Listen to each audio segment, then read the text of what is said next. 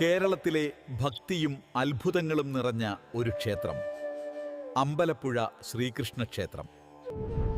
കാലങ്ങൾക്ക് മുമ്പ് ചെമ്പകശ്ശേരി രാജാവ് ഈ പ്രദേശം ഭരിച്ചിരുന്നു. ഒരു ദിവസം ഒരു സന്യാസി രാജാവിന്റെ അരമനയിലെത്തി. അവൻ രാജാവിനോട് ഒരു ചതുരംഗം കളിക്കാൻ പറഞ്ഞു. ഒരു ചതുരത്തിൽ ഒരു അരിക്കരി, അടുത്തത് 2, പിന്നെ 4, ഇങ്ങനെ ഇരട്ടിയാക്കി നൽകുക. കണക്ക് കൂട്ടിയപ്പോൾ രാജാവിന് മനസ്സിലായി, ഇത്രയും അരി നൽകാൻ രാജഭണ്ഡാരത്തിൽ പോലും ഇല്ല. ആ സന്യാസി മറ്റാരുമല്ല, സ്വയം ശ്രീകൃഷ്ണനായിരുന്നു. രാജാവിന്റെ കടം തീർക്കാൻ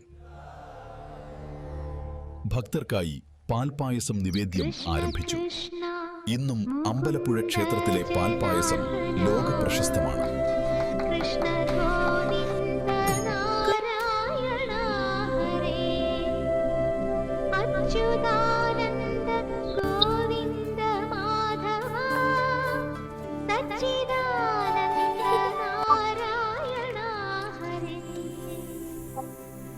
ക്ഷേത്രചരിത്രങ്ങളും ഐതിഹ്യങ്ങളും അറിയാൻ താൽപ്പര്യമുള്ളവർക്ക് ഈ വിവരങ്ങൾ ഉപകരിക്കുമെന്ന് കരുതുന്നു. കൂടുതൽ വീഡിയോകൾക്കായി ഈ ചാനൽ സബ്സ്ക്രൈബ് ചെയ്യുക.